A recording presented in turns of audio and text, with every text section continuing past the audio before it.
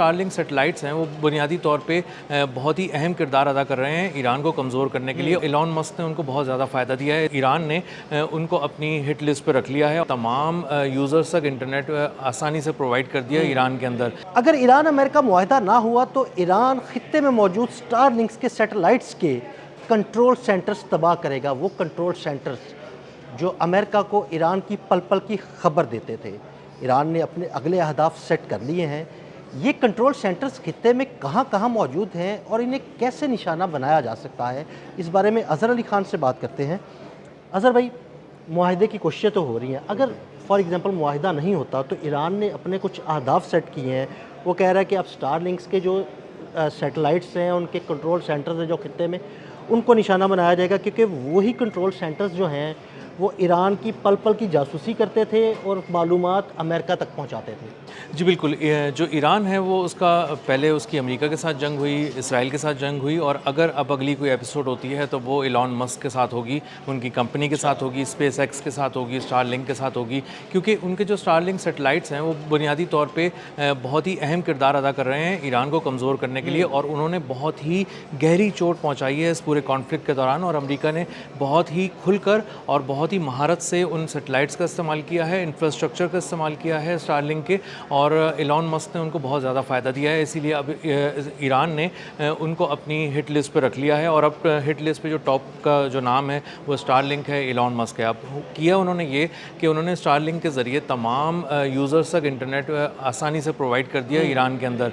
Iran में उन्होंने बहुत सारी चीज़ों को संभालने के लिए, हालात को कंट्रोल करने के लिए इंटरनेट का शट डाउन किया, उसकी जो अवेलेबिलिटी थी उसको लिमिटेड किया, लेकिन स्टारलिंक के ज़रिए बहुत सारे लोग उसके साथ कनेक्टेड रहे और उन्होंने उस रजीम को बहुत ज़्यादा नुकसान पहुंचाया। इसी के साथ साथ अमेरिका की जो मिलिट्री है वो बहुत ज़्यादा इस्तेमाल कर रही है उन तमाम फैसिलिटीज़ को जो एलन मस्क की हैं, और उसके ज़रिए उन्होंने एग्जैक्टली कोऑर्डिनेट्स लेकर जनूबी ईरान के अंदर एक जो पावर का पूरा एक इंफ्रास्ट्रक्चर है उसको नुकसान पहुँचाया, और पानी के ज़खायर को जो उड़ाया गया 2-3 हफ्ते पहले वो इन्हीं बुनियादों पर उड़ाया गया। यानी सारी इन्फॉर्मेशन स्टारलिंक के जो सैटेलाइट्स हैं उनके ज़रिए जो है ना कंट्रोल सेंटर तक पहुंचाई जाती रही और फिर वहां से अमेरिका तक मुंतकिल होती रही। जी बिल्कुल, अमेरिका ने स्टारलिंक के ज़रिए, स्पेस एक्स के ज़रिए, एलन मस्क की फैसिलिटीज़ के ज़रिए, कमांड एंड कंट्रोल सेंटर्स के ज़रिए एग्जैक्टली वो कोऑर्डिनेट्स दिए कि कहाँ ईरान पे हमला करना है, कितना प्रिसिजन के साथ करना है, और उन सब चीज़ों को इस्तेमाल करते हुए जब उन्होंने किया तो ईरान को अंदाज़ा हुआ कि बहुत ही गहरे घाव उसको लगे, और हर एक के पास जब स्टारलिंक का इंटरनेट पहुँच गया तो ईरान के लिए बहुत ज़्यादा मुश्किल हो गया कि वो इन चीज़ों को संभाल सके।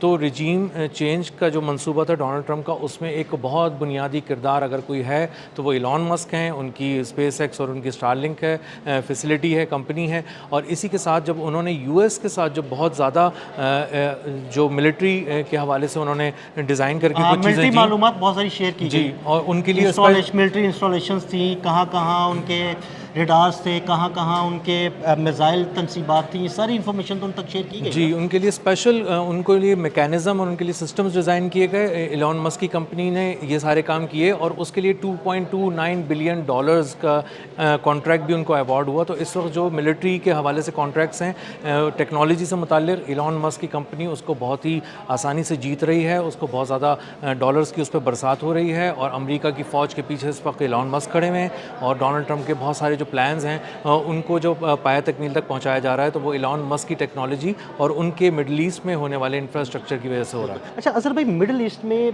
ये स्टारलिंक के जो सैटेलाइट्स हैं, इनके कंट्रोल सेंटर्स कहाँ कहाँ मौजूद हैं? कुछ इस बारे में कोई मालूमात सामने आ सकी हैं? इस बारे में कोई हतमी चीज़ सामने नहीं आई, बहुत सारी चीज़ों के कोऑर्डिनेट्स उन्होंने शेयर नहीं किए, लेकिन अंदाज़ा ये होता है कि अबू धाबी में है, दुबई के अंदर हैं, और मशरिक़ वस्ता में कुछ और मकामात पर हैं।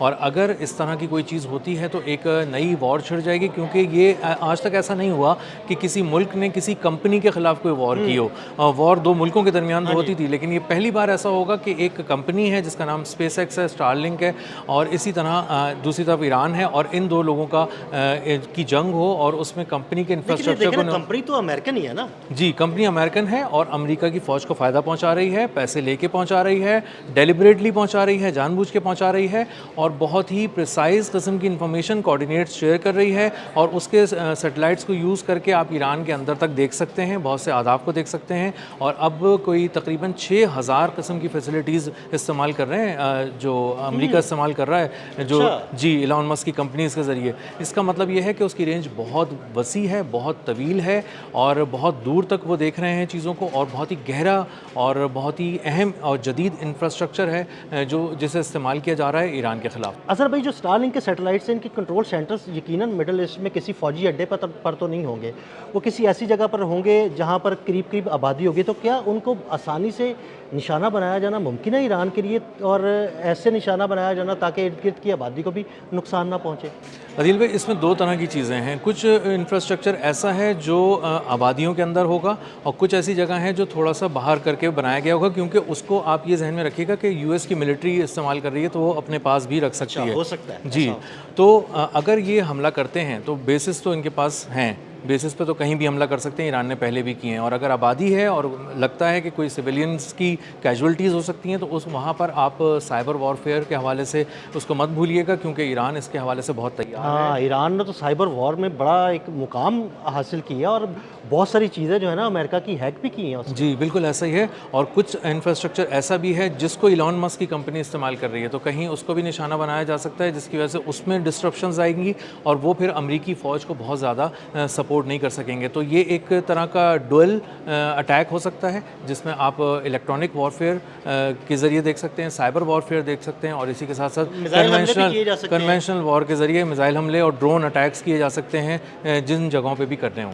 अच्छा, यानी अब आने वाले वक्त में ऐसा लगता है कि अगर अमेरिका और ईरान में अमन मुआहिदा नहीं होता तो ये जंग डायरेक्टली एक कंपनी के खिलाफ शुरू हो जाएगी। जी, बिल्कुल ऐसे ही है, क्योंकि इलॉन मस्क कोई छोटी मोटी सर्विस नहीं दे रहे हैं। इलॉन मस्क पूरी मिलिट्री को संभाले में है अमेरिका की और उसको बहुत ही ज़बरदस्त तरीके से जदीद खतूत पर इंफॉर्मेशन दे रहे हैं। और अगर आपने उस स्टारलिंक को नहीं रोका, आपने स्पेस एक्स को नहीं रोका, इलॉन मस्क को नहीं रोका, उनकी कंपनीज़ और उनकी फैसिलिटीज़ को नहीं रोका, तो ये वॉर ईरान के अंदर बहुत दूर तक चली जाएगी और हर तरफ से उस पर वार हो रहे होंगे और उसको संभालना बहुत मुश्किल हो ये जाएगा। अमेरिका के लिए कितना बड़ा धचका हो सकता है अगर ऐसा कुछ होता है तो? अमेरिका के लिए बहुत बड़ा धचका होगा, क्योंकि वो बहुत ज़्यादा रिलाय कर रहे हैं इस वक्त। और अगर वो उन 5-6 हज़ार उनकी फैसिलिटीज़ को ख़रीद रहे हैं, उनकी सहूलतें ख़रीद रहे हैं, इसका मतलब ये है कि अमेरिका की जो मिलिट्री है वो बहुत ज़्यादा रिलाय कर रही है इस वक्त इलॉन मस्क पे। और इलॉन मस्क को अगर वो 2 अरब 29 करोड़ डॉलर का एक कॉन्ट्रैक्ट दे देते हैं उसकी कंपनी को और इसी तरह उन पर डॉलर्स की बरसात हो रही है, तो इसका मतलब ये है